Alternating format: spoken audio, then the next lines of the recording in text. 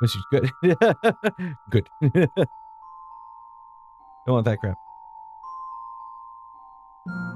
On July 26, 2011, a modder going by Kevin opened a post to the official Bethesda forums by writing, quote, I spent over 2 years working on the unofficial Oblivion patch, unofficial Shivering Isles patch, and unofficial official mods patch, to the detriment of much else.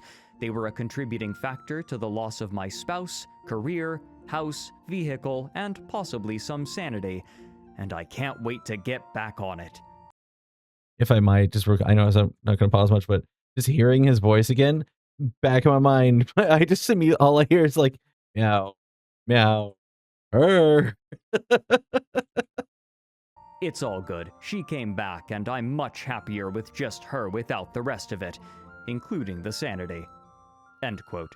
Kevin had spent years in the Bethesda games community building his reputation, and his return was heralded as a great boon by his peers. The replies to this post were littered with enthusiastic players preemptively thanking Kevin and Quarn for their efforts, the latter being another community member of repute who had agreed to join this new project. The pair were known for the niche practice of creating game modifications, I needed to reset, mix it up. called mods, for other players to download and use to improve their game experience. Frequently, gamers with some relevant knowledge, or simply motivated gamers willing to study, will alter or add to a beloved game's code and content, and this definition encompasses a wide breadth of possibilities. Skyrim was notorious Some mods for it. add new features to a game, while others tweak existing features like user interfaces and character upgrades. Kevin and Quarn, however, were known for creating the least exciting category: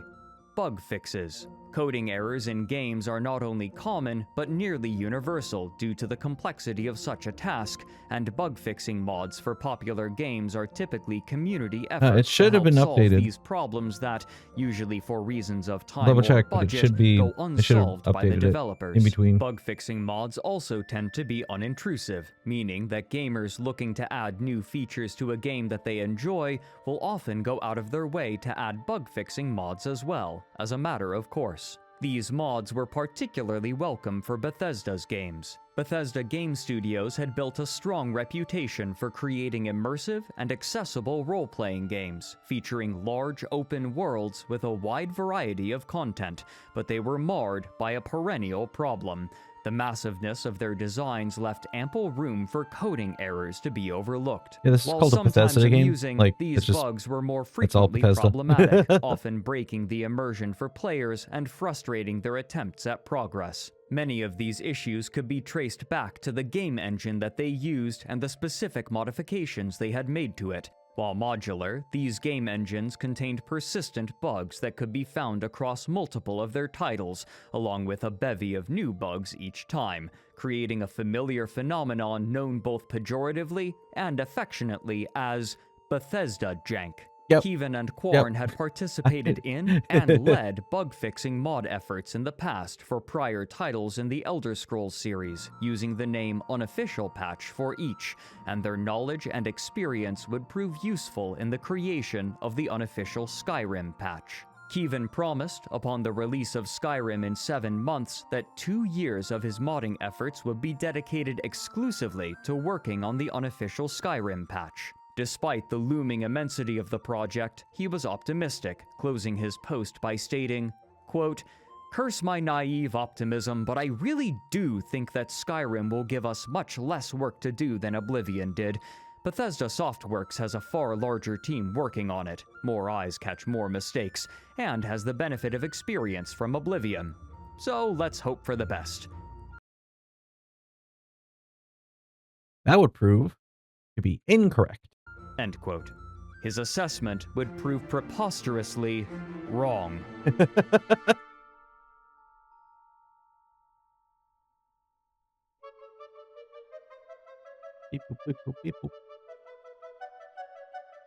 On November 11th, 2011, Bethesda Game Studios released their highly anticipated game, 14 years The since Elder Skyrim. Scrolls Holy V: crap. Skyrim.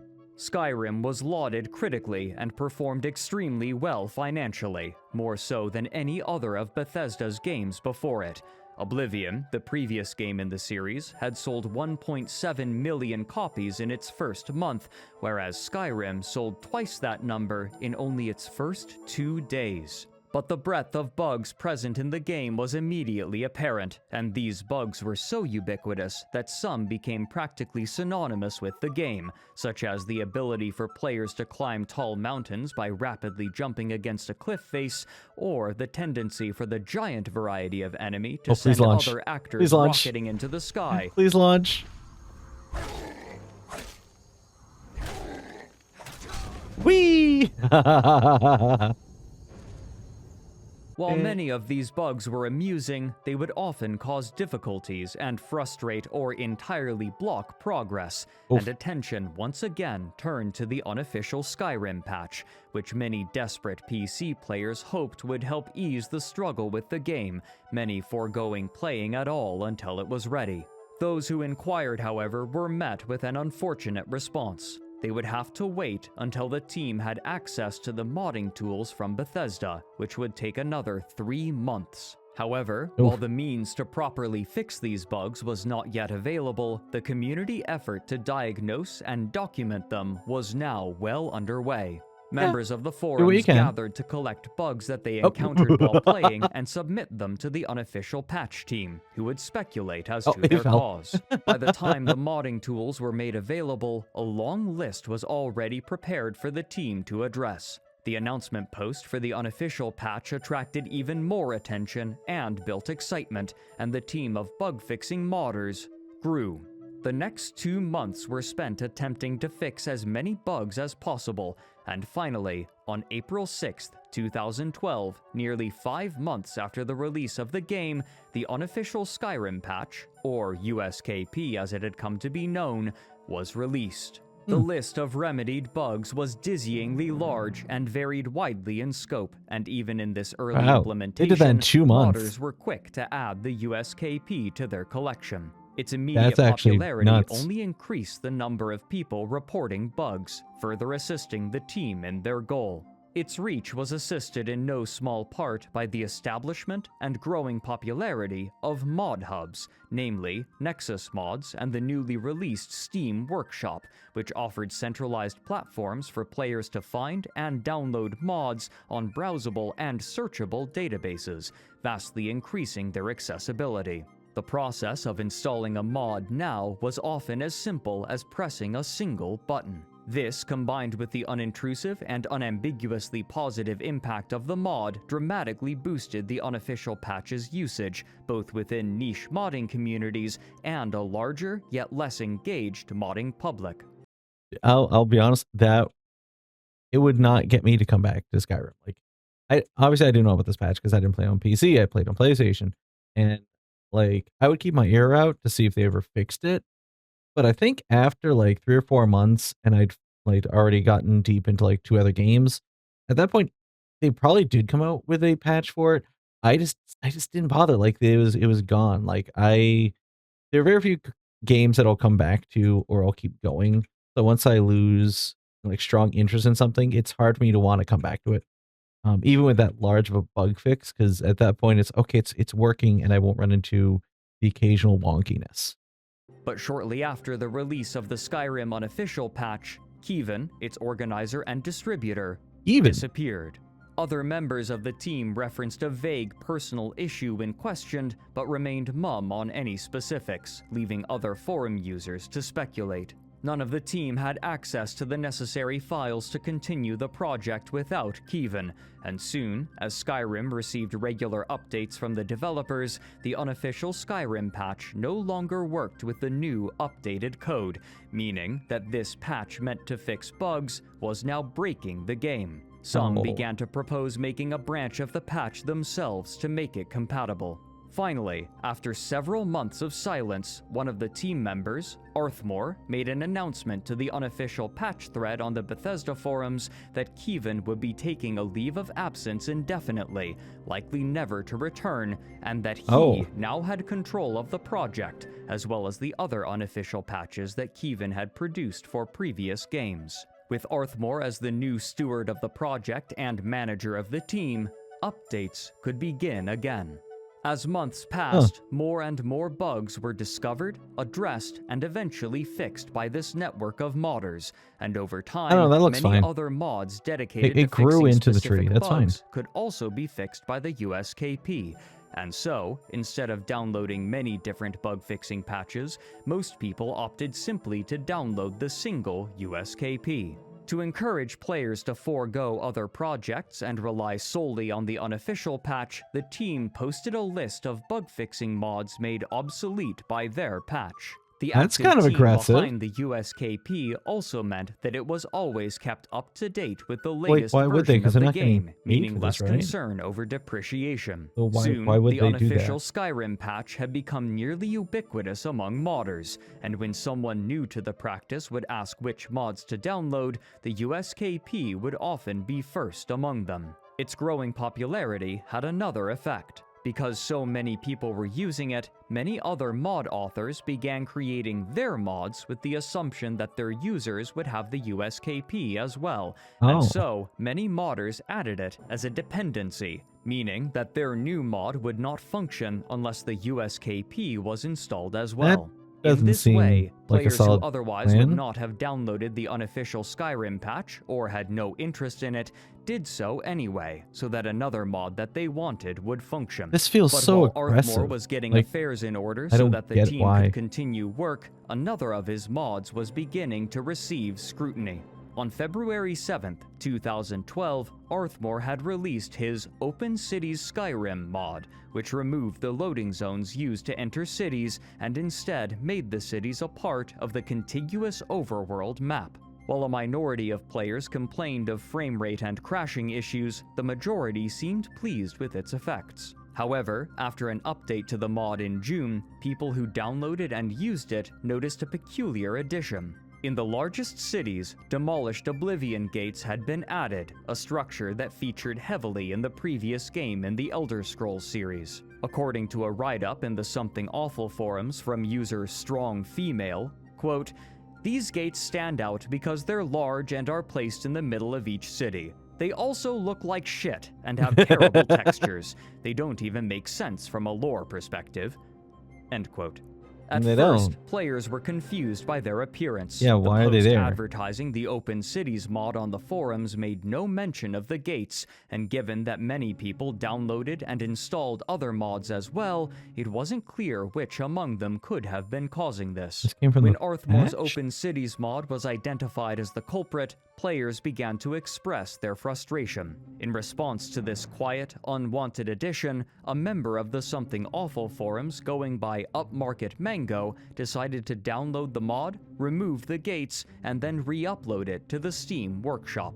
When Arthmore discovered this re-upload, he was furious and took swift action, demanding that, under the license agreements for the creation engine and the mod itself, this altered version of Open Cities was to be taken down in accordance with the Digital Millennium Copyright Act, or DMCA, arguing that his content was being stolen and shared without his permission.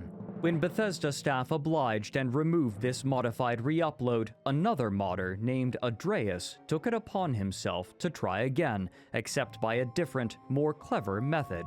Rather than re-uploading the entire mod sans the gates, he instead offered a mod for Arthmore's mod, which he named Gatecrasher. This small file, when installed alongside Arthmore's Open Cities mod, would remove the Oblivion Gates and leave the rest of the mod intact. In this case, he was not re-uploading any of Arthmore's content, only a small file that altered Open Cities in much the same way that modders changed the base game of Skyrim. This angered Arthmore even further, and he again went to the community manager for Bethesda, demanding that Andreas's Gatecrasher mod be purged from their databases. Again, they obliged. Andreas, however, was not as acquiescent as Upmarket Mango. Community manager at Bethesda gave him permission to re-upload Gatecrasher to their hosting service, stating that it didn't violate their guidelines since he wasn't re-uploading Arthmore's work, only uploading a file that would modify it, something that many other mods already did in order to ensure compatibility with one another. With the decision... Hold on. So, just to back. So, Artmore did an open cities mod which people liked, and for no reason at all added something from a previous game as just part of the new architecture of the city in that, because those things don't exist in Skyrim, like, at all. So he and they appeared in the center of the bigger city, so he purposefully put it there, which I'm assuming also means he probably put other things in the city somewhere there previously, but he made one big ugly thing in the center that didn't make sense and people didn't like it. And he ignored it when people tried to change it. He DMCA'd them. Okay. Made, Arthmore made his displeasure known. Writing in response to a post on the official Bethesda forums, he began railing against the practice of modifying other mods, stating, "I would consider any mod created for the sole purpose of sabotage and or destroying content in another mod as malicious software. I fail to see how it could be seen otherwise." He also attacked the character of said creators by stating that you can't separate the mentality of those who want to freely rip each other off from the type of person who would exploit such a loophole such as this in order to skirt existing rules on the subject. They're not existing rules. It's an ugly fucking thing in the middle of the fucking town. What the fuck? My dude. Is it bad he's giving pirate software vibes? They're one and the same in my experience. In another post in the same thread, he appealed to the community's moral framework, writing, "Have we as a community so lost touch with our core principles that we're given actual serious thought to enabling the deliberate, targeted sabotage of another's work?" However, none of his philosophizing changed the reality that some users of the Open Cities mod simply disliked Arthmore's extraneous addition of the Oblivion Gates. Yeah, they just wanted to walk into a city without loading. The mod was no different to them than making changes to the base game of Skyrim. With Gatecrasher approved and with no recourse, Arthmore felt forced to capitulate. Making an edit to the main thread for the Open Cities mod, he included a new section at the bottom. Why are there dead Oblivion Gates in the cities now? In it, he spent multiple paragraphs defending his decision to include them, citing lore and discussing authorial intent on the part of Bethesda, as well as invoking real-life memorials to battles in the American Civil War and World War II. Wait, hold up. I included dead garbage piles of Oblivion Gate because of history and the American Civil War? My guy? Including Pearl Harbor and Iwo Jima. He closed his argument by fighting back against those who believed that the inclusion of the gates was beyond the scope of the mod, writing, quote, "Arguments of it being feature creep don't fly either. These gates add a touch of uniqueness to the mod, and pay what I believe is an homage to the Elder Scrolls IV Oblivion as one of the best games of its time. They are not active portals, and nor are they eyesores. They're not even in your way. Still not happy? Thomas Kyra has created a patch to remove the gates. His is the only authorized patch. Any others have been produced without permission and are likely to have game-killing bugs in them." Oh my god, this guy is insufferable. Over time, this event would be given a name. Gategate, a reference to the infamous Watergate scandal. According to team member Sigurd Stormhand, who recalled the incident many years later, quote, "The reason Arthmore dug his heels in was, as much as anything, because some users said some extremely offensive things about the gate meshes themselves, which were made for the project by a friend." End quote. While uncorroborated, a user on the RPG Codex forums would state that, as a result of this disagreement, quote, "Arthmore's personal website got hammered for days with goatsy, gore, and other horrible things." End quote. Despite the relatively small size of this controversy, it set a precedent that Arthmore felt justified making additions to the game to better suit his vision by surreptitiously bundling features with mods that had other overtly stated purposes. I swear, we're gonna get to like halfway through this video, and it's gonna be, oh yeah, the original mod creator left because Arthmore chased him off and caused him actual fucking issues. Like, swear to God. and those who disagreed with this vision were not only wrong for attempting to change it, but a threat to the very foundation of modding itself. Threat The desires of of the modding. user were secondary to the creative integrity of the mod author's intention, and this, naturally, included Arthmore himself. Now, Arthmore was in charge of the unofficial Skyrim patch, the largest bug-fixing project for Skyrim, and with Even that was more his and name. more mods adding it as a dependency, it was becoming harder and harder for modders to omit it, though few had much reason to do so, given its utility. The team behind the USKP had just been handed immense power within the community, with modders grateful for the massive undertaking and service that the unofficial patch team was providing, and public sentiment strongly in their favor. The momentum of the patch was nigh impossible to stop, and more the modding put it on his head. community was reliant upon the choices and Come on, put it on goodwill his head, steal of everything. the unofficial patch team. I love they just stand there like, you good? You done? The friction between players and the team would begin early into the unofficial Skyrim patch's lifetime. On September 3rd, 2012, 5 months after the launch of the patch, a forum user wrote in response to the patch's thread expressing their distaste for a specific change that the USKP made to the initial 3 Guardian Stones. These Guardian Stones, found near the beginning of the game, act as guides for new players. Only one stone's boon may be chosen at a time, and adopting one increases the speed at which the character gains experience for a family of skills, encouraging them into one of 3 modes of play. The Warrior Stone boosted the growth of melee combat skills, while the Mage Stone and Thief Stone did the same for magic and stealth-related skills respectively. This helped give new players unfamiliar with role-playing games a set of clear playstyles that they could follow. Yep. Arthmore and his team, however, had made a minor change to these stones. Observing the way that skills were grouped in other places in the game, and citing the official strategy guide, they had decided to move the archery skill from the Thief Stone to the Warrior Stone. Wait. According to unofficial patch team members, this change was the subject of heavy internal debate. While a relatively small 'cause that's not a change bug fix. overall, it inspired significant frustration from a small group of people who felt that this was overreach on the part of the USKP Kinda team. is. One of the few people to speak up about it wrote that, while they were happy with the patch as a whole, quote, "I'm only looking for bug fixes, not told how I am supposed to play the game." To which Arthmore replied, "And that's what you got, a bug fix." This highlighted an inherent problem with bug-fixing projects such as the USKP.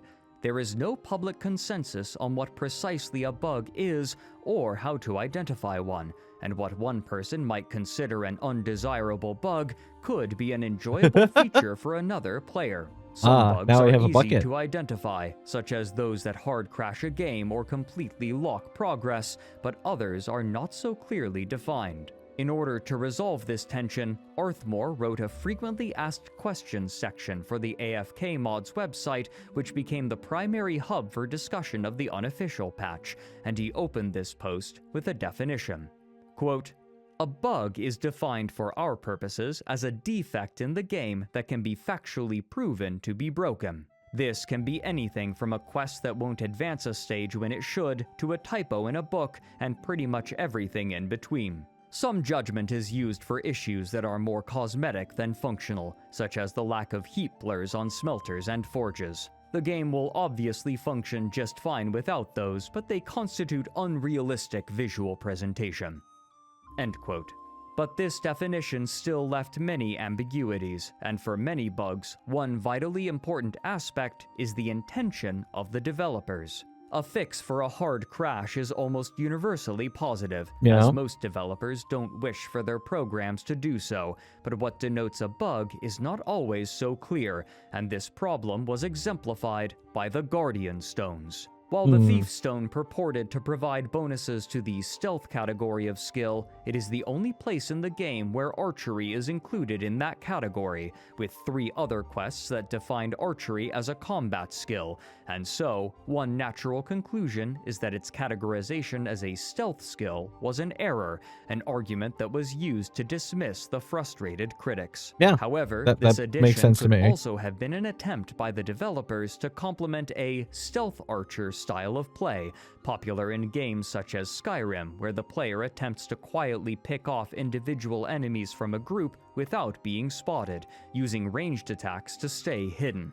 Notably, as of the writing of this video, the vanilla game still includes the boost to the archery skill with the Thief Stone boon nearly 14 years after Skyrim's release, though Bethesda has allowed many bugs to remain in Skyrim during this time, and so its continued presence is far from conclusive evidence of intent. While Arthmore had cited the official strategy guide as evidence, they are notoriously unreliable and often contain incorrect information due to simple error or because we're the still copy arguing for the in a book gray was space with this finalized one. before the game's Like, it makes code, sense. making them Like, poor both sides make evidence of sense. intent, something that But there's Arthmore would actual even things to later point to admit. either way, so Whatever the developer's intention, still. the USKP team was now placing themselves as its final arbiters, Yeah. and a vocal contingent of players disagreed not only with their interpretations, but that fundamentally, changes to gameplay such as this were outside the scope of a bug-fixing patch.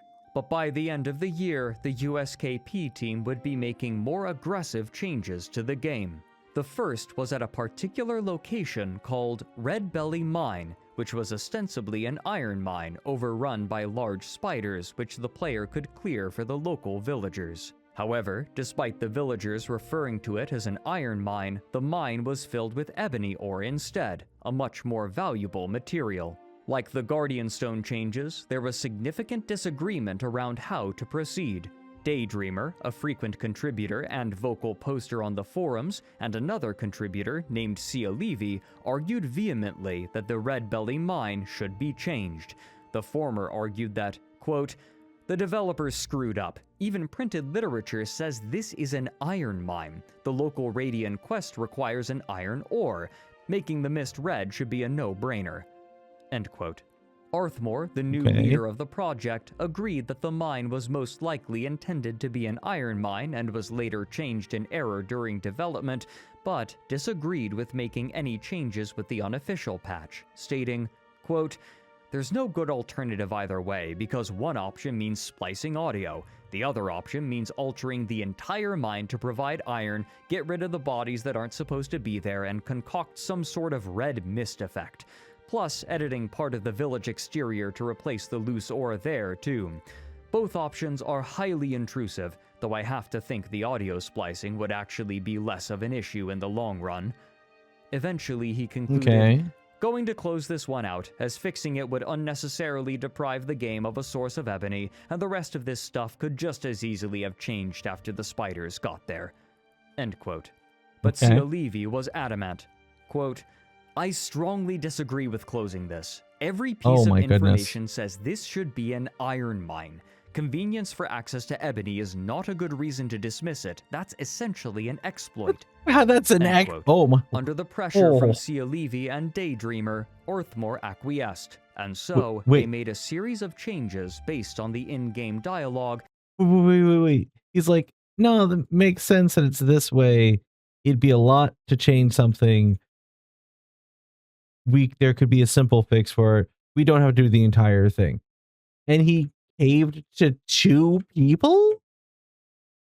There was an entire community and people making like another mod to get rid of a change he made. And he fought tooth and nail.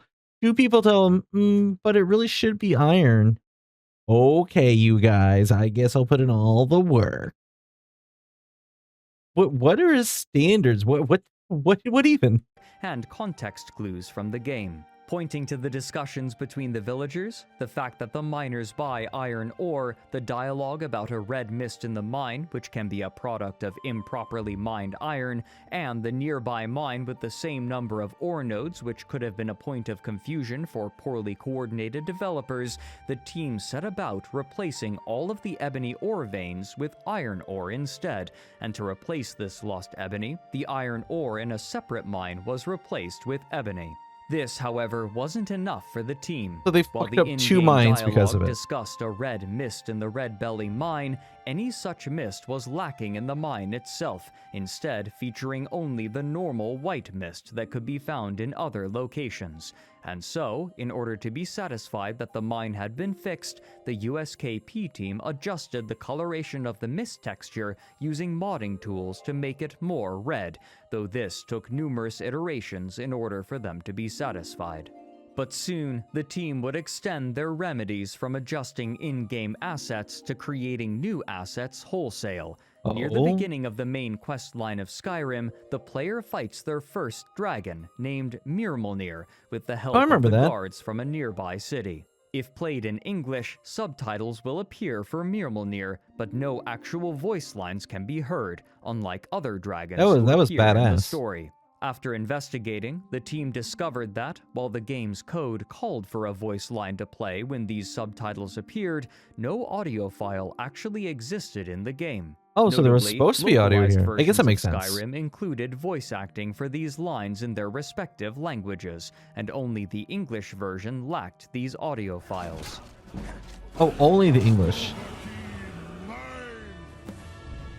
Still, without any files, there was nothing for the USKP team to restore. Rather than simply remove these orphan subtitles or leave them as they were, the team behind the unofficial patch decided on a different option. They had a member of the community record a custom voice line for the dragon and added it to the mod, giving Myrmulnir the affect of a wheezing old man.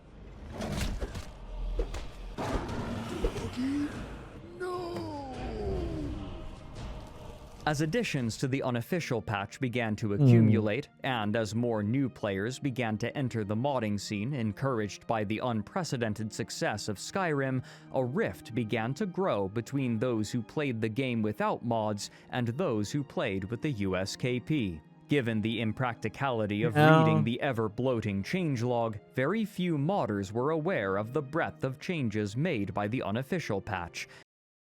That which makes sense. I played it on PlayStation. A lot of the games I play through entirely without any sort of mods. The only game I went into and actually was doing quote unquote modding stuff to was TF2. And that's because I was unemployed and had nothing else to really play. But I could see myself actually being very Puritan, I played it without mods, blah. They'll release official mods, it's fine. I could see myself being that way, about the time this came out.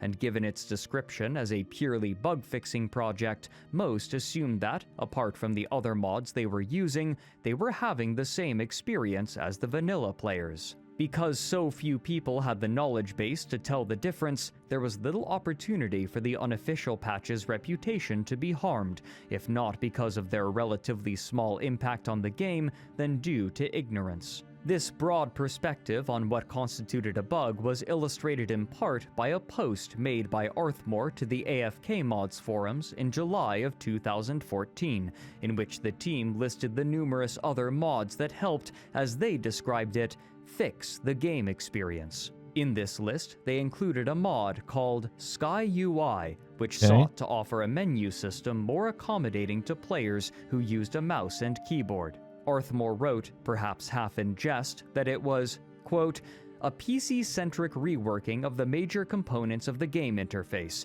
Yes, we do in fact consider this to be within the realm of bug fixing, because the vanilla PC interface is simply not designed with actual PCs in mind.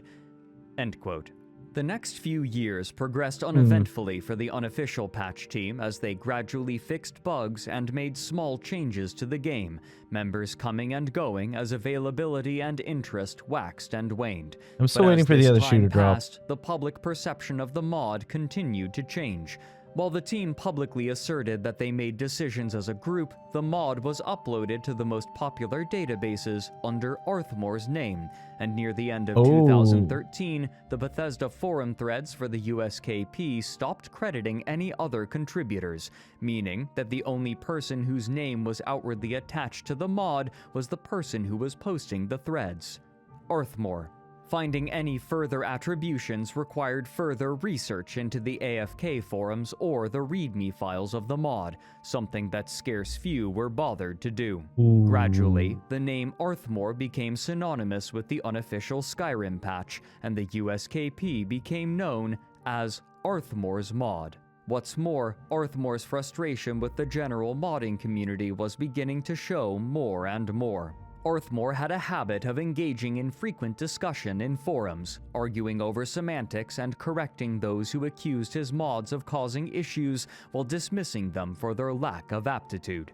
Frequently, he would refuse to offer any correction, opting only to inform the user that they were wrong, having long become Workshop users who have complained. 1. Nexus users who complained a lot.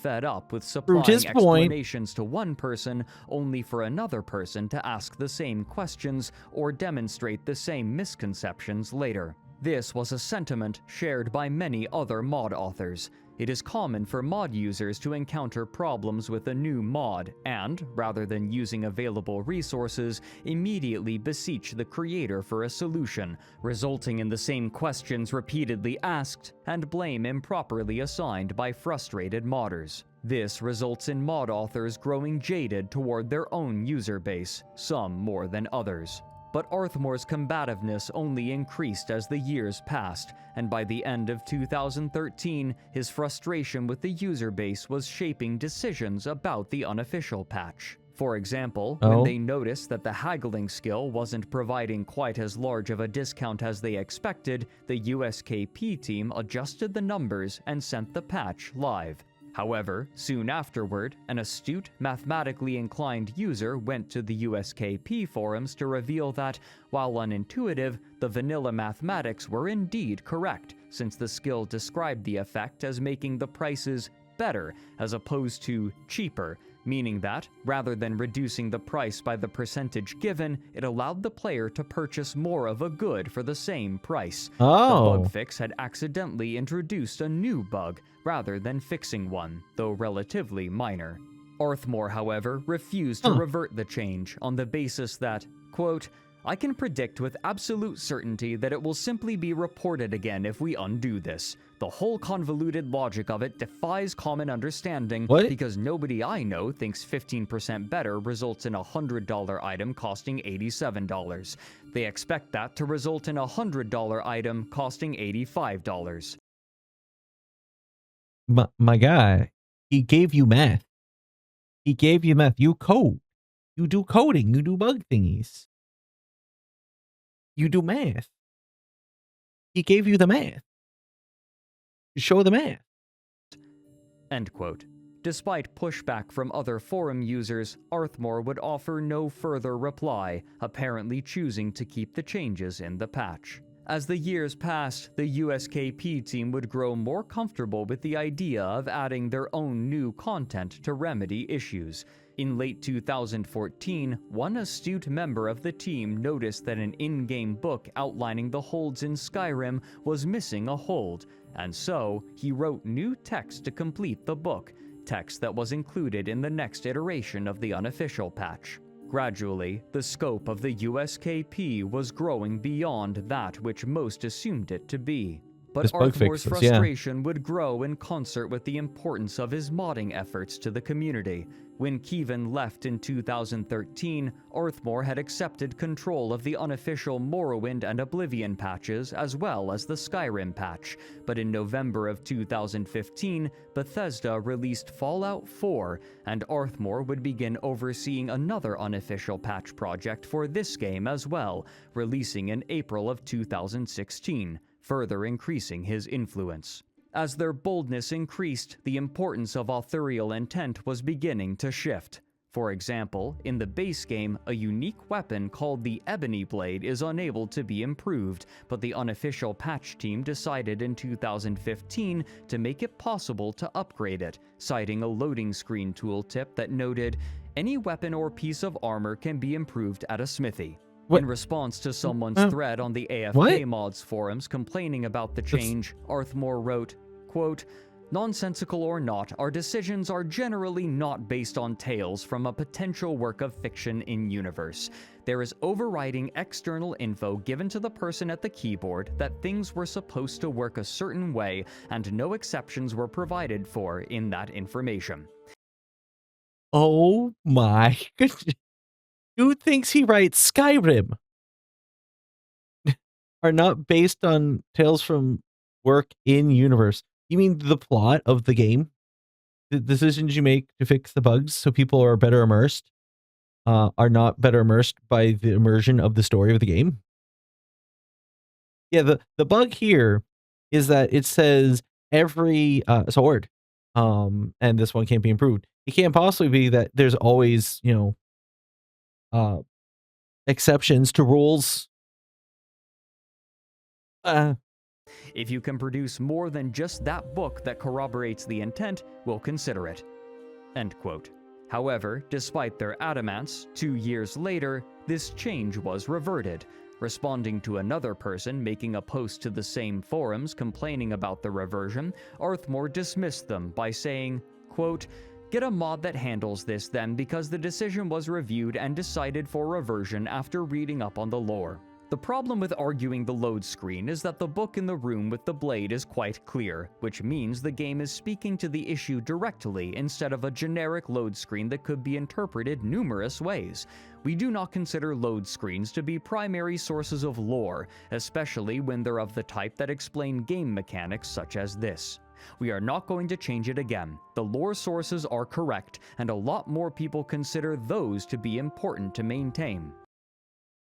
Yeah. Imagine keeping lore accurate in an RPG.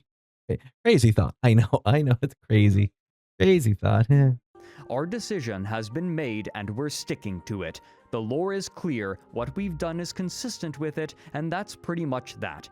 We are not responsible for the condition of things in the lore, Bethesda is. If you think this needs changing, lobby them to change it. We are not going to.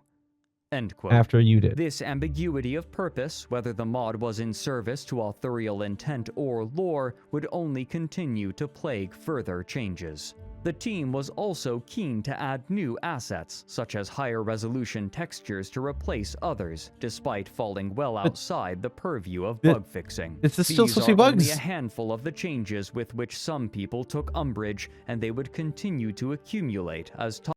How much? Because there's a team, right? How much you guys want to bet? How much you want to bet that the rest of the team are making bugs? All the asset bullshit?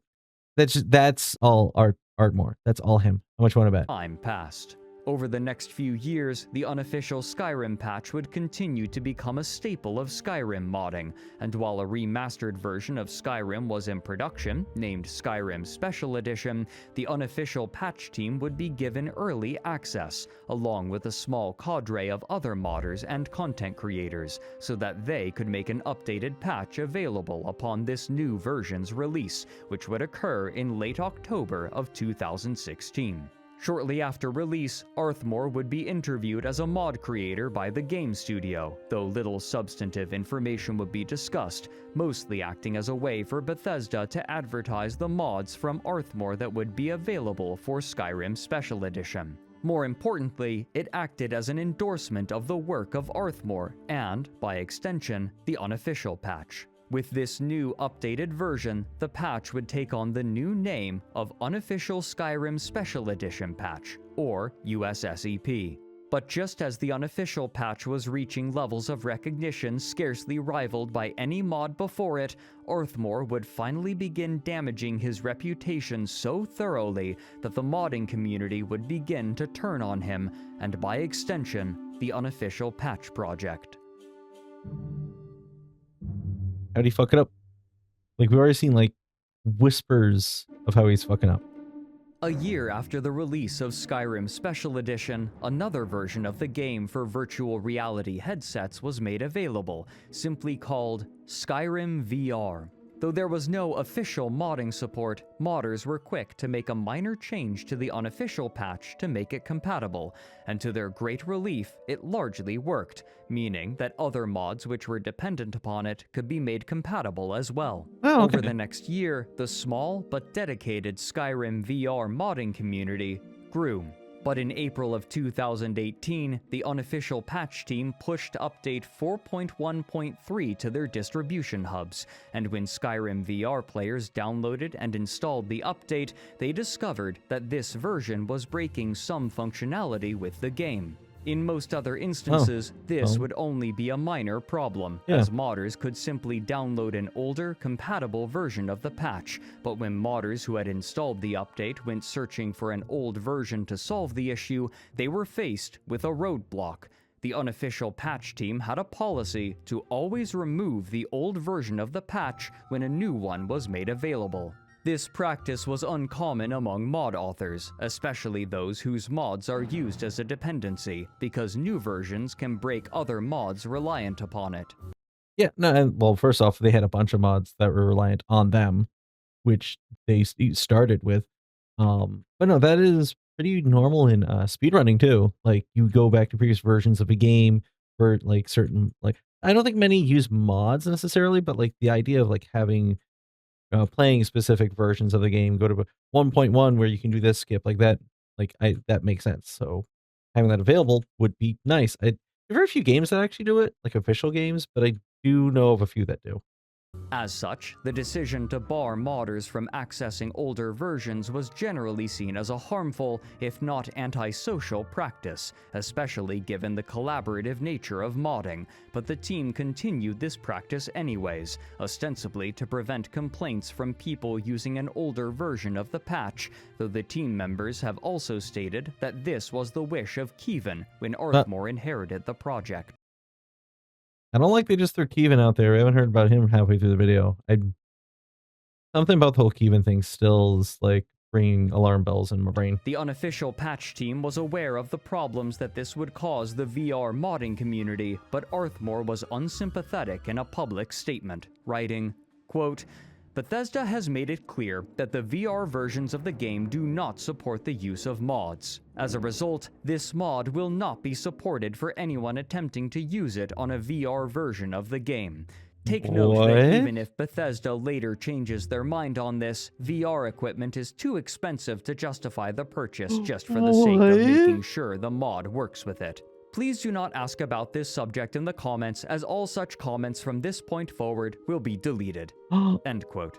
The helpfulness of the unofficial patch had generally shielded it from criticism, but now, one of its practices was actively harming an entire category of modders, and enough mods used it as a dependency that removing it would also mean removing a number of other mods along with it. Several posts were made to the Skyrim VR subreddit to open discussion around this problem, and Arthmore quickly arrived to enter into dialogue with the users there, though his tone was far from diplomatic. He wrote, quote, We aren't going to give a rat's ass about VR users trying to shoehorn in something that clearly won't work just because you guys are set in stone on ignoring the facts You couldn't afford a VR headset and just took it out on everybody. Here. The only dickwad move was expecting someone wouldn't tell me people are being jerks behind my back like this. End quote. Responding to Arthmore, one Reddit user named Tyrandor2 wrote, quote, We aren't being jerks, nor are we choosing to talk behind your back. You forced us to talk here instead of your Nexus page. You stickied a message saying you will delete any comments regarding VR. For the record, many people have been using USSEP and hundreds of other mods with Skyrim VR without issues. You make it sound like some completely illogical thing that clearly won't work. End quote. Another reply from the same user implies that Arthmore called VR modders spoiled entitled brats, though the original quote is now lost. With few options available, believe it. Tyrandor made another post discussing this issue while also providing a link to a Google cache of the old patch version so that people who had installed the update could revert the change and continue playing Skyrim VR modded without losing dozens of hours of progress. This enraged Arthmore, who wrote, quote, "So you guys are so fucking hard up to push this that you'll resort to piracy now? Piracy? You are single-handedly doing a severe disservice to the entire VR community by resorting to illegal activities to try and force our hand. For fuck's sake, if I knew what your Nexus account was, I'd have you reported for stealing mods there." Bro is so far up his ass, he smelled his own farts. End quote. Around the time of this argument, perhaps even while it was taking place, Arthmore turned to the terms of use for the unofficial patch and added new definitions specifically targeting VR users. Before, unmodified versions of the mod were allowed to be re-uploaded by others on different platforms, as long as documentation and attribution were maintained, but now he restricted usage, part of it reading, "Distribution for the intent of using it on an incompatible platform such as Skyrim VR is strictly forbidden." Having done so, he continued arguing with users on the subreddit, hurling curses at them while accusing them of piracy.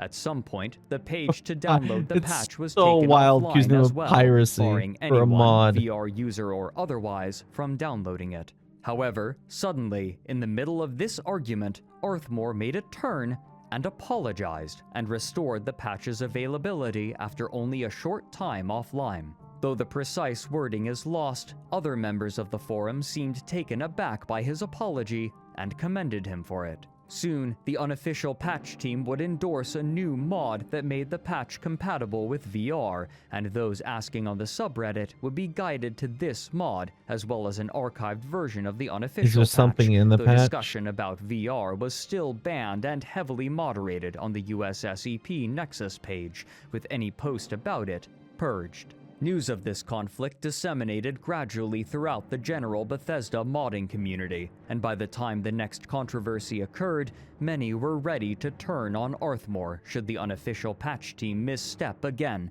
and that misstep would come less than a year later, when his combative attitude would finally find him in lasting trouble. Continue watching our delightful video here. In February of 2019, a user on the Skyrim mods subreddit made a post titled, "Does anyone else hate how the unofficial bug patch adds features and not just bug fixes?" The contents consisted of 2 sentences. Quote, "I use it, but I wish it didn't add things like another set of Archmage armor, changing stats and so on. It's just not the job of the patch to do so." End quote. Yeah, that's not what people are looking for. This post were populated with modders having a discussion around the complexities of defining a bug and solutions for those who wanted to revert certain changes, while farther down, many could be found dismissing the person who made this post as misinformed, while others espoused their support for the mod, some more inflammatory than others. One well-received comment described Arthmore's posting history.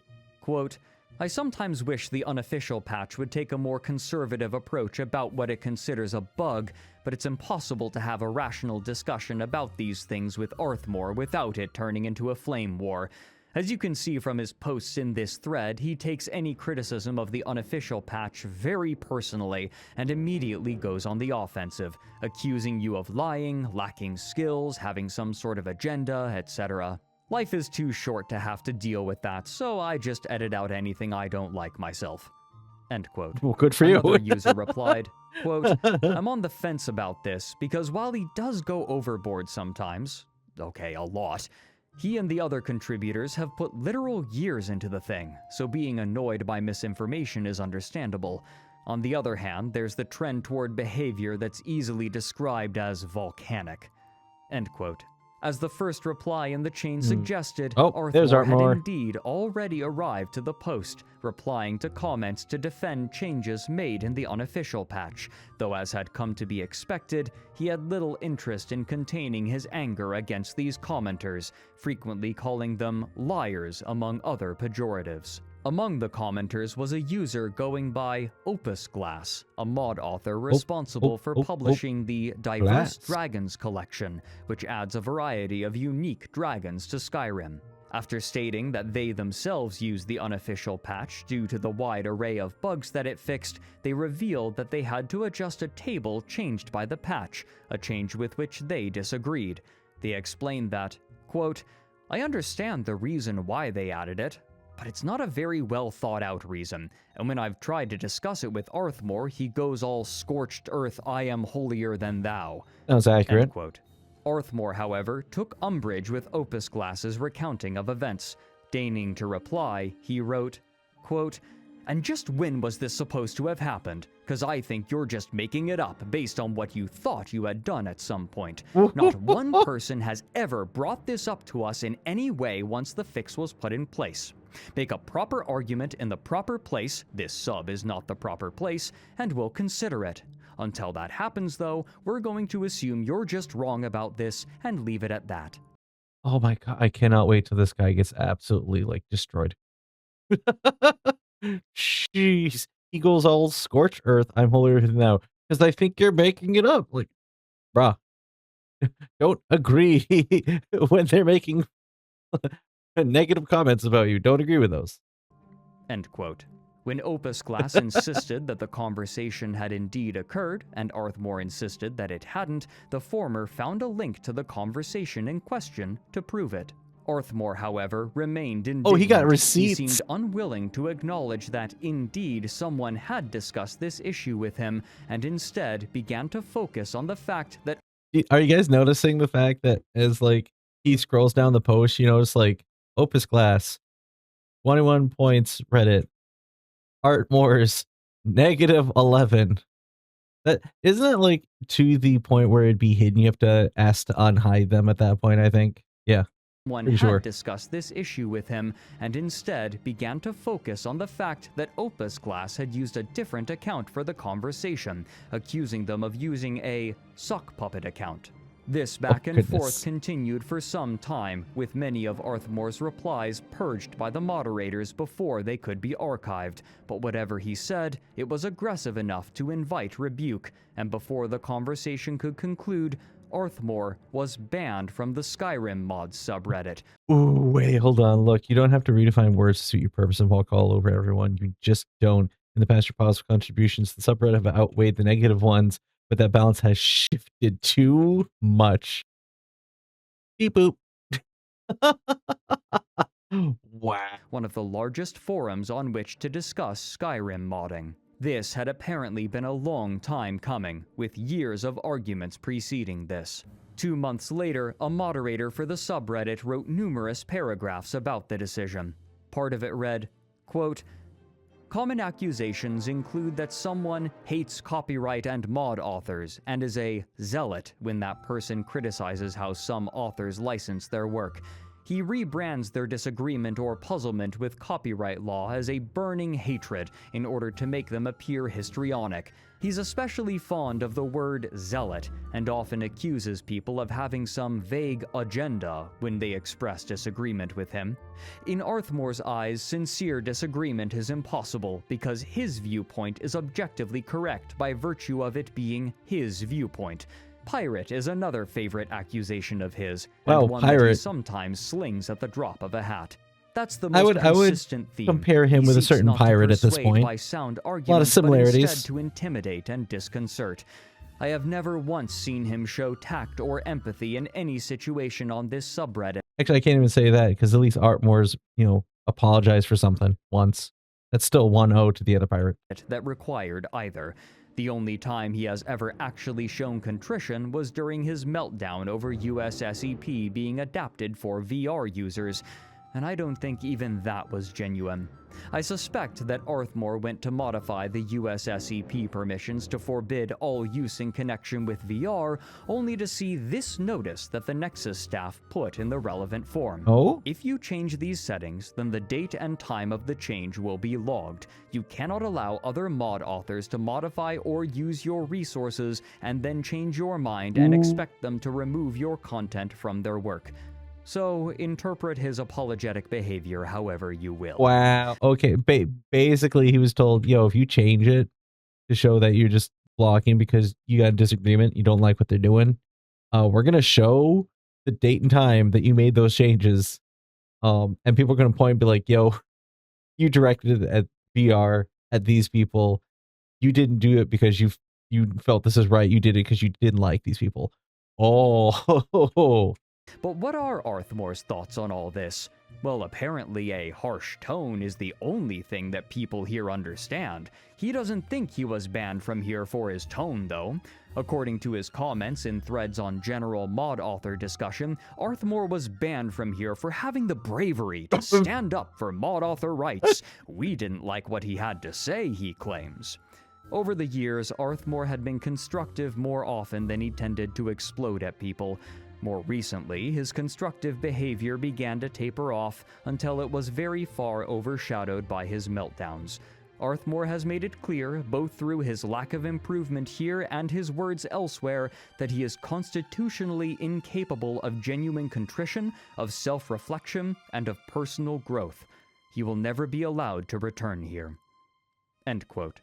Still, it was clear that many people were still earnestly thankful for the work that Arthmore had done, not only on the unofficial patch, but as many other mods which were still remarkably popular, and criticism would frequently be tempered with proclamations of respect.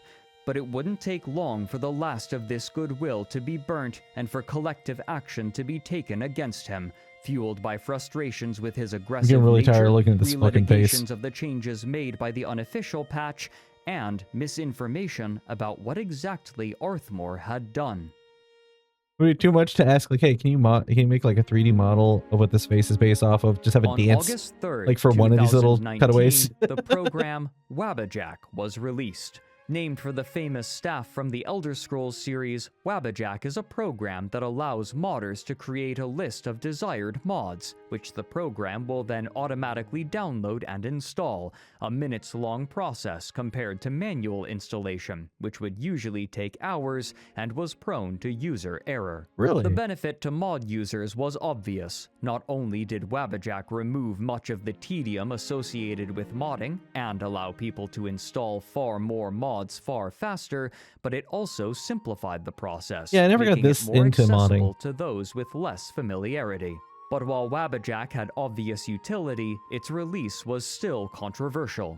For mod users, Wabbajack helped fulfill their desire to use mods quickly and easily, but these goals were not always aligned with mod authors, many of whom sought recognition for their work.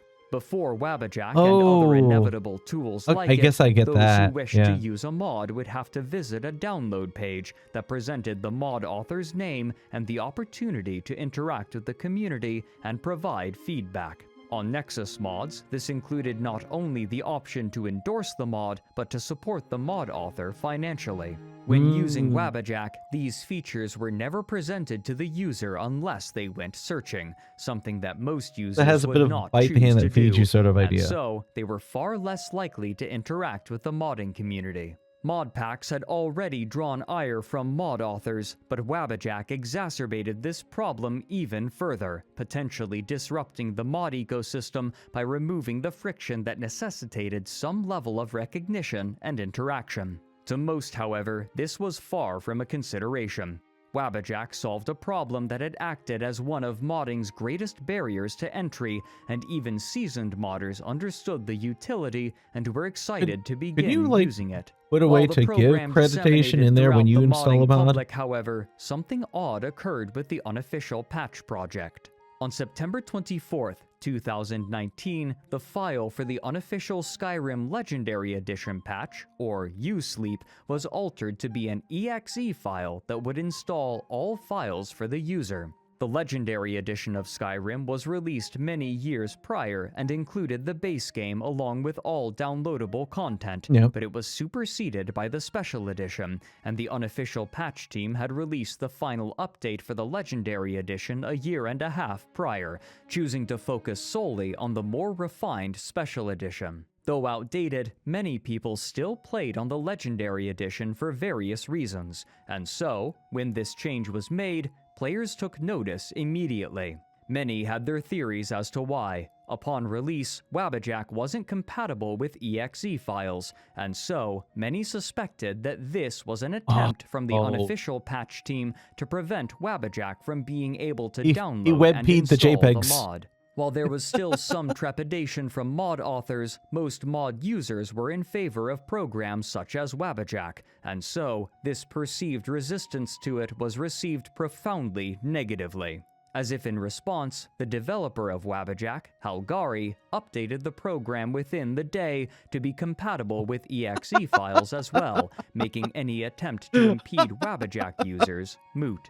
The following day, Sigurd Stormhammer, one of the members of the Unofficial patch team, made a post to the Skyrim mods subreddit, which he titled, "A View from a Member of the Unofficial Patch Project." In the past, Arthmore would have likely been the one to make such a post, but now that he was banned, this was no longer possible. He opened by writing, quote, "Greetings and salutations, friends. I'm writing this because over the last 24 hours or so, I've seen a lot of posts which are perpetuating an inaccurate image of the Unofficial patch project. To be entirely clear, I have written the following entirely at my own volition, with neither input nor prompting from any other Unofficial patch project member or anyone else." How much you want to bet? How much you want to bet this guy is not Sigurd? How much you want to bet? Money down? Money down? Anyone? Anyone? Okay. Let me clarify this point so that people are clear. Arthmore runs the project with great dedication, but at no time in the more than a decade I have known him have I ever heard him describe it as my project. Also, to be clear, run in this context means he administers the project website, the bug tracker, assigns tasks/begs for help, moderates the forum, and handles the release schedule on multiple platforms and to multiple websites, and generally keeps things on the rails. This is totally Artmore. This has to be Artmore. Like, I can't. What Arthmore doesn't do is unilaterally decide what gets fixed and what doesn't, nor does he unilaterally decide the format in which the patch is uploaded. More than once I've seen Arthmore own a change in the patch and take all the subsequent flack from angry users for whatever reason when that change was argued for and implemented by someone else.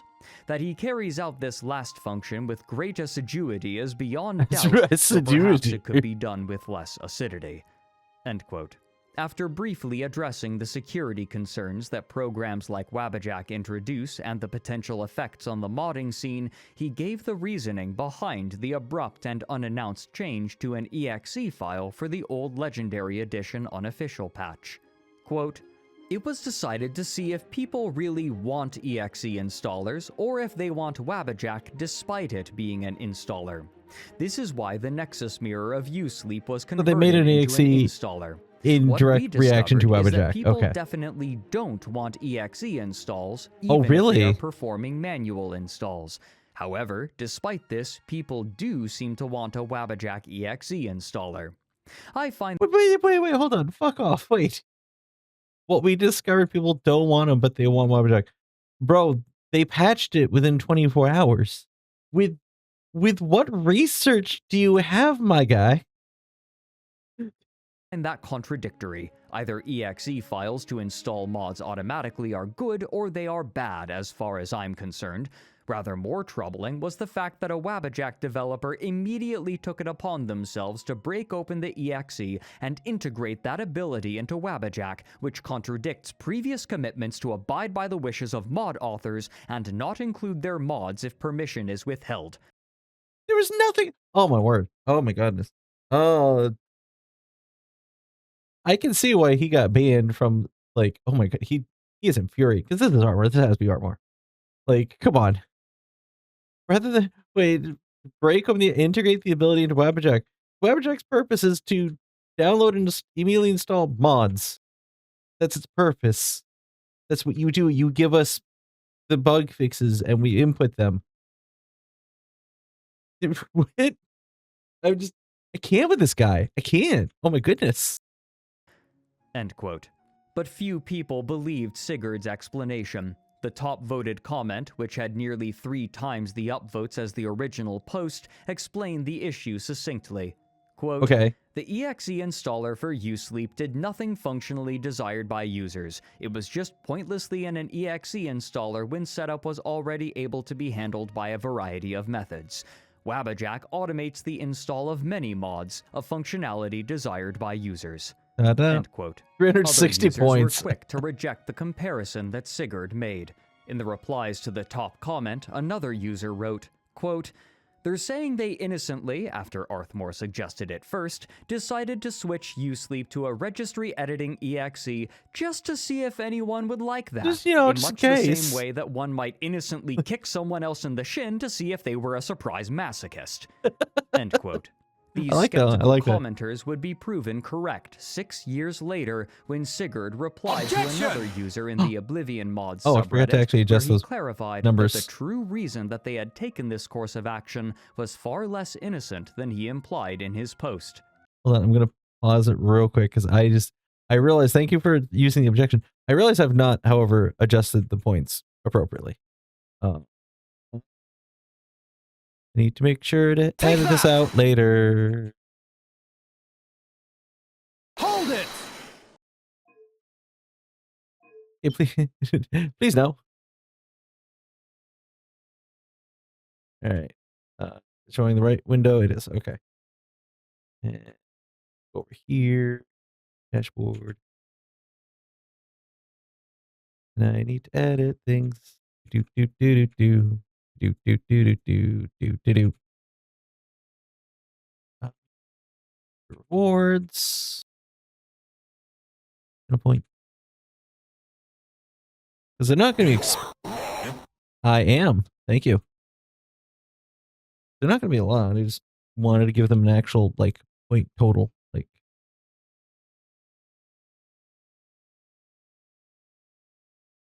There. Here. Okay. That's all I want to make sure I did. Cool. All right. Get rid of this. Ow. Yo. Zephyr, calm down. Calm down. I'm fixing it. I'm fixing it. Ah. Ah.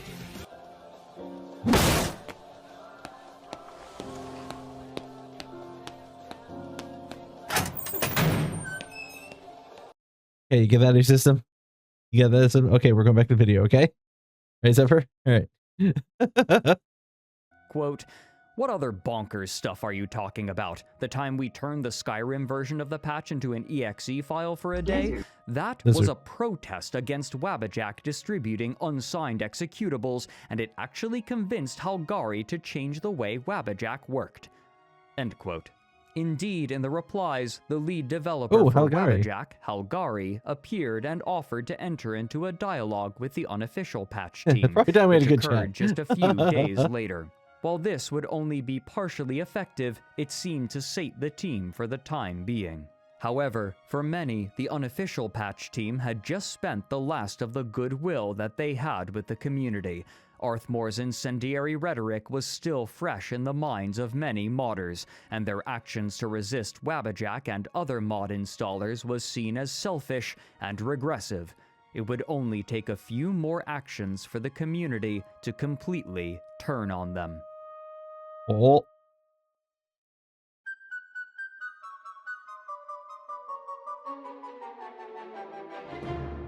In March of 2021, file hosting service Dropbox removed an old version of the Unofficial Skyrim patch being hosted on their services in accordance with a DMCA takedown request issued by Arthmore. Specifically, this was the file that the Skyrim VR modding community was using and sharing among one another. Oh, what a While there was dick. still a compatibility patch that made the new version usable, many preferred to use the old version of the patch, since it required fewer steps and was guaranteed to be compatible with certain other mods. For what reason, Any sir? goodwill that Arthmore had bought with his apology a year and a half prior was now burnt. The problem of hosting the patch would be solved only a few months later. Nexus Mods, which had grown to be the largest host for mods over the years, had announced their collections system some time ago, a system similar to Wabbajack that allowed modders to create mod lists that could be installed together and shared with others. However, these mod lists would naturally depreciate if people could remove their mods, or if updates made certain of these mods incompatible with others in the list. Yeah. And so, on July 1st, 2021, they clarified that old versions of every mod uploaded to their servers would be archived and remain downloadable indefinitely. Okay. While some mod authors expressed discomfort at this idea, most seemed either to be indifferent or the loss of control was worth the chance to use Nexus as a platform. However, this was unacceptable to Arthmore, who had historically abhorred the idea of old versions of his mods being available online and felt strongly about the ability for mod authors to express a legal copyright to their work. Excuse Speaking in a you? thread dedicated to the topic on the AFK mods forums, he wrote,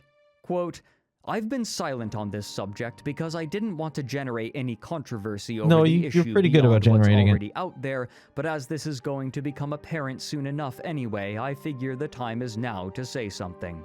I have just submitted a file deletion form to purge 100 mod pages that have been uploaded to Nexus over the course of the last 15 years. I did not want to do this, but Nexus has made it clear that they do not respect mod authors in the slightest, and I felt that I had to respond to that in the only way they've left us. This represents a great deal of time invested for me, and I'm sure folks can imagine it hurt like hell to submit that form, but in my opinion, my rights are far more important. I feel like it didn't hurt that much for you. I don't know, I just get a vibe. Yes, I am leaving a handful of things up for Skyrim Special Edition. You can all call me a hypocrite for doing it, but I don't fancy starving to death due to lack of money either. No further updates to any of my mods will be done, and no new material from me will be uploaded in the future. Due to existing agreements with the Unofficial patch team, the patches will be the only content under my account that will receive its regular updates. So don't ask about the rest, because it won't be happening. And to be absolutely clear on this, no permission is granted to anyone to upload any of my work to Nexus mods or any other site. Do not ask, because the answer is no. Please tell me. Okay, please tell me the next words out of Fredrik's mouth are either it took a week and all of them were uploaded to such and such a site and they told Artmore to fuck off, or meow meow purr. Those are both the only things that I will accept right now.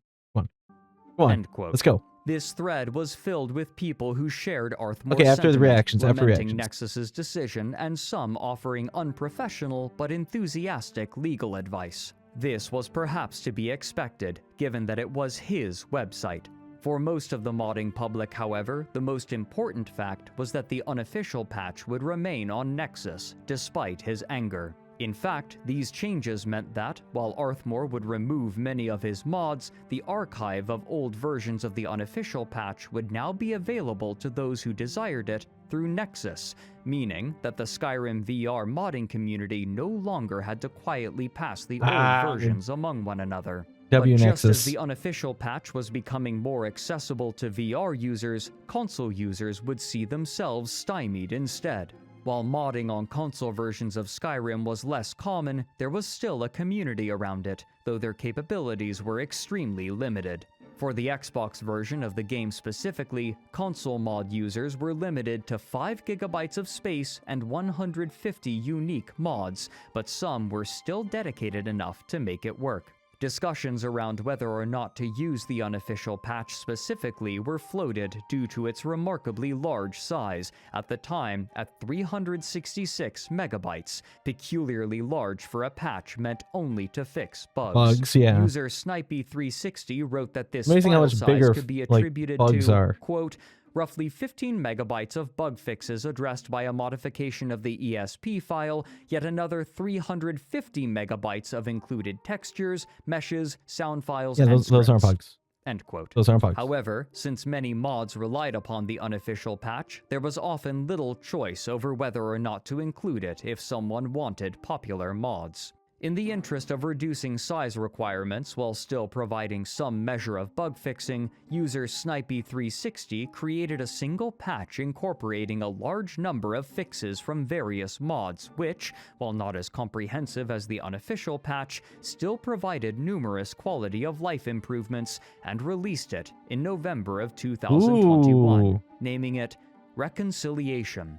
Many of the included mods were bug fixes that had either been donated to and absorbed into the unofficial patch, or mods that the unofficial patch project publicly stated were made obsolete by their work. However, shortly after it was uploaded, it was taken down by Bethesda with little to no reason given. When people noticed its disappearance, they immediately began to suspect Arthmore, whose fondness for DMCA takedown requests was at this point well documented and well practiced. Beseeching the Bethesda moderators, Snipey asserted that reconciliation did not infringe upon the unofficial patch's terms of use, but in response, the moderators were extremely vague, stating, "We regret to inform you that your appeal is denied due to the evidence within our system for uploading a mod without respect for the rights of others." They then threatened to permanently ban him should he be found in the wrong again, though what precisely he had done wrong was left unspecified. Perhaps driven in part by a publicly stated frustration with Arthmore, Snipey uploaded the mod again, but this time with two versions, one that omitted the unofficial patch and one that included it. Again, the version that omitted the unofficial patch was removed, and again, suspicion turned to Arthmore. This suspicion was encouraged by the fact that the only distinction between the version that was allowed to remain and the version that was taken down was the presence of the unofficial patch. News quickly made its way to the Skyrim mods subreddit, where Arthmore had been banned, and the assumption of the USKP team's involvement carried over there as well, and discussion of them began. One of the top-voted comments made a troubling accusation. Quote, "One of the USSEP team already came out and said that they actively try to shut down competition. You have to fight this until the bitter end." End quote. When someone expressed dubiousness, the one below it, another user why would they care to give context, explaining how problems in the modding scenes of previous Elder Scrolls games had led to the problems in the present day. Quote, "Because of Morrowind and their unofficial patch, the Morrowind community teamed up and made a better patch that isn't hooked to anything. It's just the raw files with no stupid fanfictionary edits over weapon stats, skills, and even mechanics. This incident made them rush both Oblivion, made by Quarren and Kievan, aka Arthmore's bosses, and Fallout 3 patches, also made by Quarren and Kievan. Quarren isn't a name I've heard yet. The game so unstable that the blame over the game being so bad on modern machines came from these two mods, and it didn't fix the game at all, and they put this stupid rule on top of it with the help of Nexus." End quote. More mod authors appeared to encourage others to avoid making mods that used the unofficial patch as a dependency. But in a surprise turn, Arthmore reached out to Snipey and revealed that the takedown request was actually from a different mod author whose mod had been used in Reconciliation and wasn't from the unofficial patch team. While Arthmore wasn't willing to remove any content from his team's work, which had bloated considerably over the years, he was willing to find a way to compress it to 2/3 of its original size, specifically take for out the your Xbox bullshit version. While That'll Snipey reduce would it. apparently reconcile with Arthmore, at least temporarily, this update would go mostly unnoticed by the larger community, meaning that many still assumed that Arthmore had been the one to demand the takedown, further damaging his reputation and, ergo, that of the unofficial patch. In the following year and a half, this deterioration would finally begin to have tangible results, as the efforts to expunge Arthmore from his central position in the modding scene would become so large that mainstream gaming news outlets would begin reporting on it. Really? I don't remember anything like that. Over the course of 2021 and 22, community opinion of the unofficial patch began to rapidly sour. At first confined to bits of lore known only to the niche community, this information would disseminate to a much larger audience as people began to discuss these problems. Conversations about the project in any form would inevitably begin discussing at least one of three primary topics: Arthmore's unpleasant demeanor, the various controversial changes that the patch made, and the team's penchant for attempting to quell any other bug-fixing projects. This last point would frequently be invoked, but when pressed for specific examples, none could be given, instead defaulting to the Gategate incident from a decade prior, or to Arthmore's aggressive DMCA claims on old versions of the unofficial patch, as well as takedown demands on Nexus for mods made specifically to change the unofficial patch that weren't given the team's blessing. However, when Arthmore announced changes to the unofficial patch due to a new official game update, team member Garthend attempted to respond to the strong backlash and revealed an important mandate from the team. This message was eventually deleted along with Garthen's Reddit account, but its contents were copied and posted to other forums, preserving it. It read in part, quote, "If it was up to me, we'd simply open up the permissions of USSEP and stop accepting external bug reports to reduce our workload. Unfortunately, we inherited the patch project from Kevin on the condition that we would keep the permissions closed and try to prevent rival patches." Really? He had some bad memories from rival patches in the Morrowind era, apparently. "We really didn't want to have to make a competitor patch from scratch, and, well, all I can say is it seemed like a good deal at the time." End quote. One major goal of the unofficial patch was to act as the primary bug-fixing mod favored above all others to unite the modding community. I'm sure if you kept it to bug-fixing, that would happen. An impetus for the list of bug-fixing mods made obsolete when the unofficial patch launched. Now that it had been central for so long, even starting another project seemed preposterous, as it would be a monumental task to replicate an entire decade's worth of fixes and changes from a team of multiple people receiving bug reports from hundreds, if not thousands of people. Most modders agreed that it was simply too late to begin such a project anew. If this truly was the intention of Kevin, then he had succeeded. I still feel like I want to know what happened to him. A small number of controversial changes would be resurrected and relitigated frequently. The changes to Red Belly Mine and its ebony ore were a common refrain, as was the removal of resto looping, an exploit that allowed players to rapidly level certain abilities, and changes to the Necromage perk. Much of the time, the reasoning behind the changes remained unspecified and unexamined, and given that it would take significant time and effort to trawl through forum threads to find the relevant information and form a cohesive opinion, most people on Reddit or the Steam forums learned through other users' summaries. While specific changes could be found by using a keyword search in the changelog, examining it in its entirety would be a massive task, given that after a decade, it was now over 200,000 words long. The negative opinion of the patch was not universal, however. Many people still supported its he's still use, scrolling and we'll talk about something else. Oh my goodness. Its overall positive impact on the game. Some that is so would impactful. Go so far as to say that Skyrim was nigh unplayable without the unofficial patch, with long, fawning screeds written to support it. After a decade, a clear rift in the Skyrim modding scene had emerged between those who supported the unofficial patch and those who were against it, though those in the latter category would typically refer to Arthmore and the patch interchangeably, and soon, those who took a stance against him would have the opportunity to lock him and the team from the center of another game's modding community. Back in 2018, Bethesda... Okay, I have to say, this choice of editing, like, still going through the list in the corner while he's still continuing the conversation, that is such a...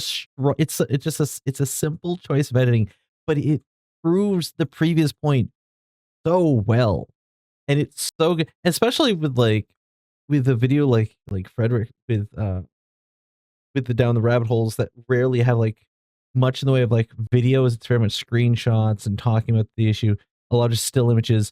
So having that sort of broken by having something constantly moving while the video is still going on, it's so good. That's such a good editing choice. I love that. had announced a new game in development called Starfield, and in 2022, close to its initial release date, a new modding project was announced called the Starfield Community Patch. Gaming news outlet GamesRadar interviewed some of these early organizers, and they gave several notable insights. On the topic of responsibility and ownership, they stated, quote, "If you look at other large modding projects that exist out there today, you'll find that quite a lot of them have suffered from growing pains at some point during development. These problems often stem from questions around ownership, copyright, vision, etc." End quote. Immediately, people understood this to be referring to Arthmore and the Unofficial Patch Project. Oh my god, it's still going. New project's mission was to break their monopoly on Bethesda bug-fixing mods, though they never explicitly mentioned this angle. The game was delayed into the following year, but when the final release neared, Nexus Mods made a news post announcing that the project would begin as soon as Starfield was available. Holy and while shit. not openly endorsed by the site, the core team consisted of multiple people who worked for Nexus Mods, including the...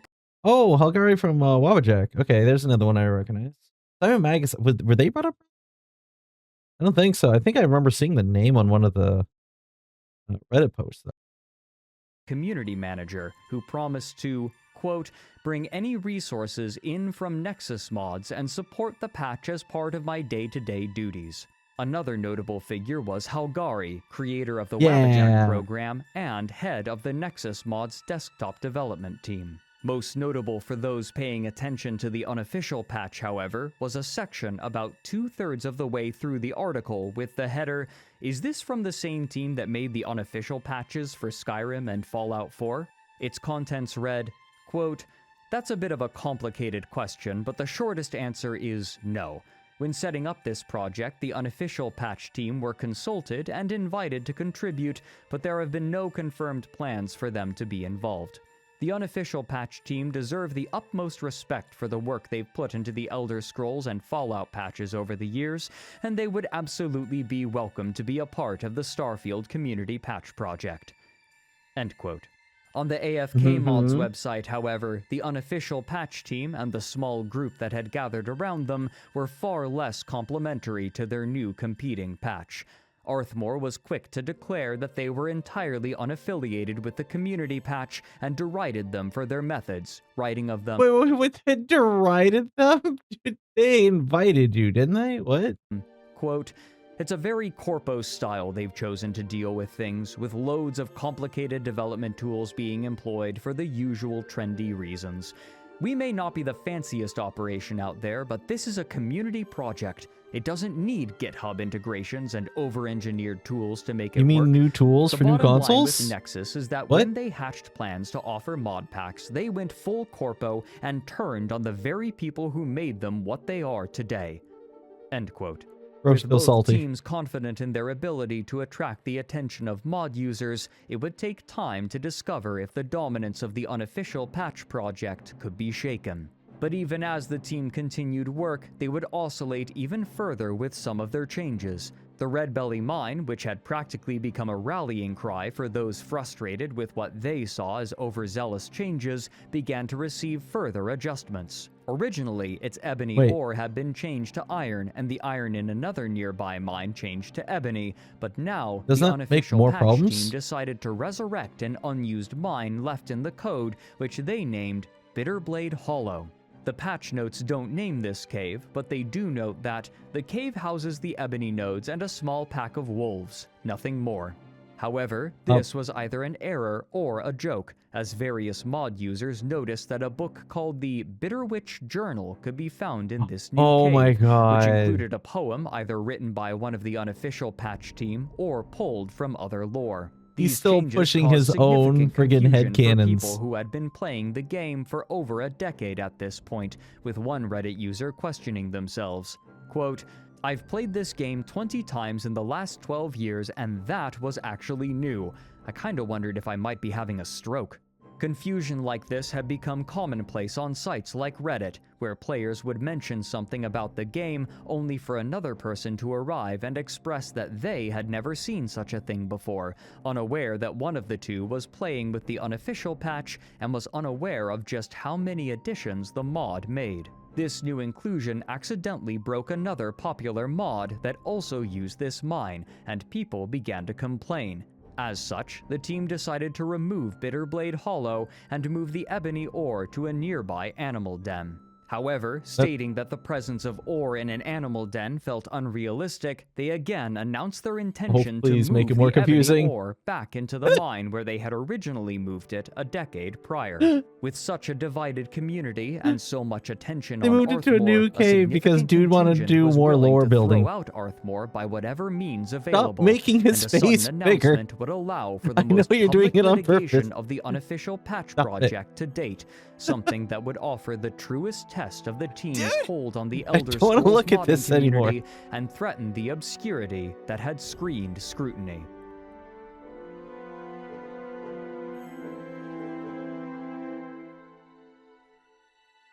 He makes his face bigger every time we go back to it. In 2023, information had leaked about the production of a remastered version of Oblivion, the game preceding Skyrim in the Elder Scrolls series, and 2 years later, in April of 2025, more insider sources began leaking information that the game would be launched imminently. Arthmore, however, was unconvinced. On the AFK forums, he wrote, quote, "Just to be perfectly clear here for anyone stumbling on this months or years from now, no such remake is coming. All of the leakers to date have said it would be out already, and it's obviously not here, and Bethesda has made absolutely no noise about it at all. They would have by this point if it were real." Well, that turned out to be wrong. Ding, ding, ding, ding, ding, ding, ding.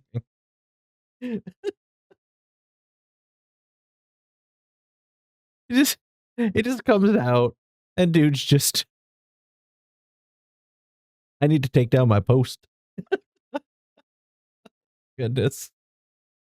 When other forum members pointed out that the magazine Forbes made a short article reaffirming the leaks, Arthmore retorted, "Forbes, like many others, has fallen victim to a falsity." Only I know On better. April 22nd, 2025, Oblivion Remastered was both announced and released to great fanfare from fans of the series. No, it was and naturally, huge. people began to wonder when mods would begin to appear. They would not have to wait long. A week after the game's launch, a new unofficial patch for the game was made available. Immediately, people were suspicious. A week was an extremely short time for such a mod to appear, especially given that no official modding support had yet been offered, something for which the team had historically waited. Scarcely 2 hours after the unofficial Oblivion patch was uploaded, a Was it taken post to the down? Oblivion mods subreddit was made, titled, "Warning, don't use Arthmore's new Oblivion Remastered patch. Potential risks to stability." Oh. In this post, the author showed evidence that the unofficial patch team had simply taken the unofficial patch for the old version of Oblivion, made some small changes for compatibility, and released it after only a week. Oh, Immediately, no. people began reporting issues, noting that the game would crash to desktop when entering some specific areas, a bug that likely should have precluded the mod's publishing.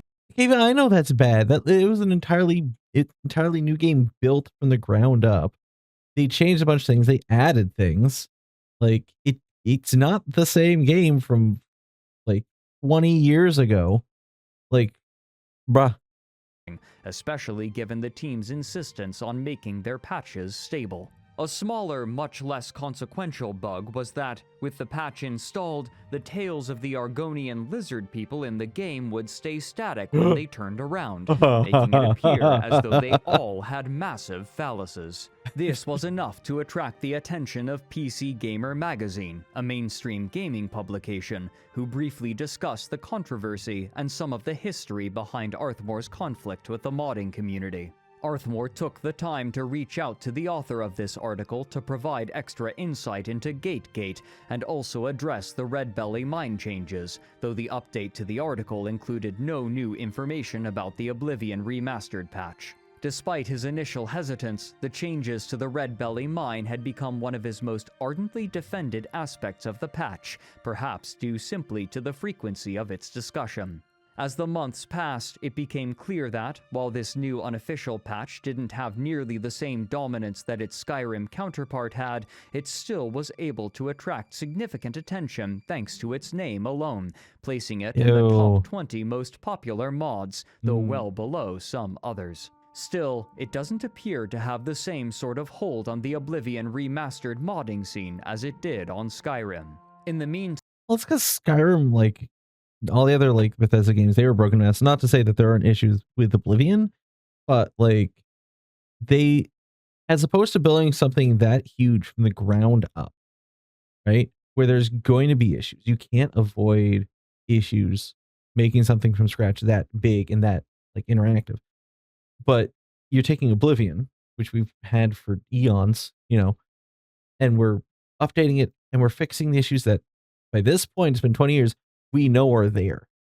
So no, people are not going to be looking for the unofficial patch or something like the 20+ anniversary from the ground up version of Oblivion. If this was like a simple like, oh look, we made it shinier, I get it. But it's a full like remake. So no, they're not gonna look for a patch bug, because why would they? However, the effort to prevent the unofficial patch's dominance in Starfield was beginning to waver.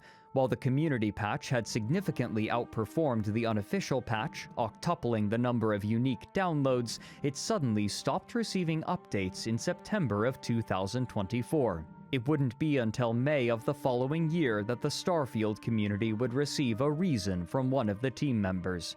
Quote, "As I am sure some of you have noticed, the Starfield community patch hasn't been updated for quite a while at this point. This is due to the core team members generally not having the time or motivation to curate the patch anymore. Other members of the team have found themselves disenchanted with the game for various reasons. Yeah, no, it wasn't as well received. The paid modding situation, moved on to playing new games, etc. TLDR, we're opening up the floor for anyone who would be interested in taking over as project lead. It's a fair amount of work, but if you're interested, please let me know. If nobody comes forward, we may have to retire the project and direct users to Arthmore's patch going forwards." End quote. As of writing, there has been no word from the leadership of the Starfield community patch, while every active unofficial patch project receives regular updates. Arthmore continues to lead the team, though he has long ago stopped posting to Reddit. Despite the protests and the controversy, no other bug-fixing mod has been able to break the dominance of the unofficial patch project, and where they have been overshadowed, the effort required has been comparatively immense and has floundered over time. With every other project quashed and the dedication of the team unparalleled, the unofficial patch project continues to project their will and vision despite ever-mounting controversy, and at least for the time being, it appears that this is how it will stay. I feel so bad for the modding community. Oh, that's horrible.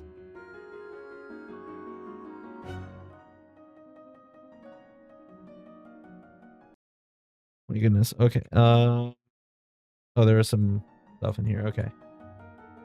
I don't know what the video portions are. Logo core.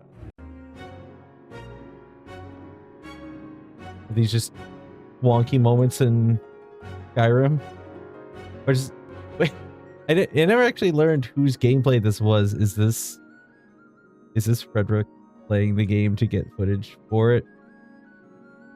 It's like, okay, it works like this, and I'll do this. I mean, it would make sense if this turns out to be the same character in different little video segments.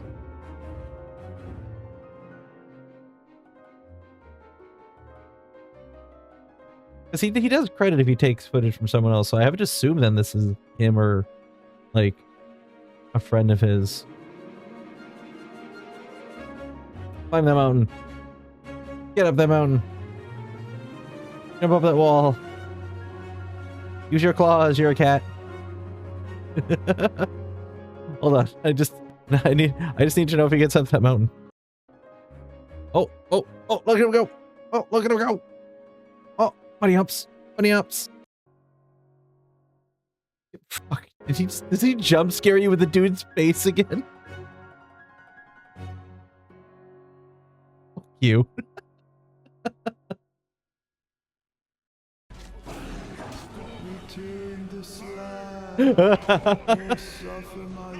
Oh no, that was the sound alert. Oh my god, that was so well timed.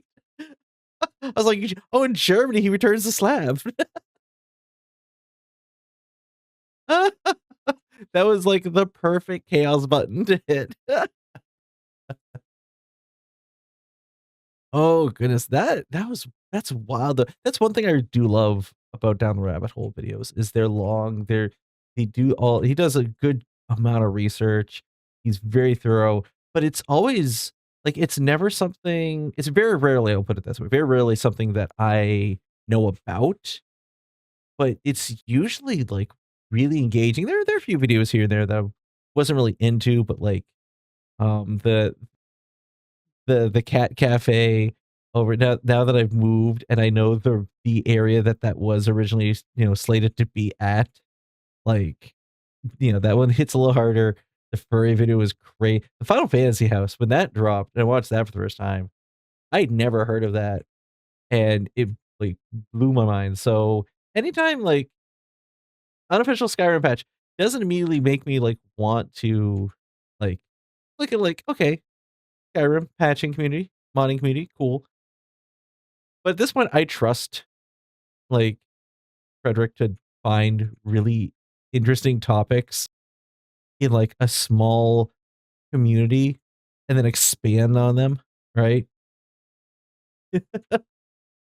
Everyone has a small community that they have expansive kind of lore and stories that are just in that community. Like, for me, like, that would probably be, like, conventions and cosplay, like, specifically, like, the cosplay games and stuff. Um, because you can go in depth with different conventions where certain things showed up, certain events, created. You can tell the people who created them and their attachment to them, wanting them to be bigger, and how like it can get really, really like crazy. So I like when he does a video. I want to do more reaction stuff because I want to put more content out there because I'm trying to be a little more proactive with content and posts and social media. Because again, like I said when I re-debuted, my goal is to have 10 consistent viewers, which means I need to do a lot of things differently. And are those 10 going to come anytime in like the next like year? Maybe by the end of that year span, but not anytime soon. So it's going to be consistently view counts of 1 to 5 for a while. That being said, it is about time for our next 3-minute break. So we'll take a 3-minute break and we'll come back and we will play some ranked Fall Guys because it is Friday. It is Friday, and Fridays we play Fall Guys. That's how we do. Right. Thank you. I'm going to go save this highlight.